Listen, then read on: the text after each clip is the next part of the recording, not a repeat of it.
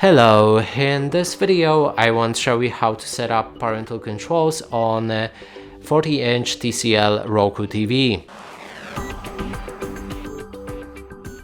To do this, first we'll need to open our settings, inside scroll down and look for parental controls, then we can move to the right and here enter the PIN code that you want to use on that parental controls. I'm gonna go with 1234, then click on OK and confirm that same PIN. And right here we can adjust our TV tuner. That means you can pick different channels that you want to lock with parental controls if you have them set up.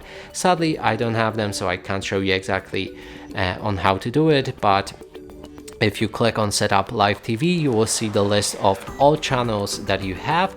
Then you can scroll through them and activate lock for each channel. We can also change PIN right here.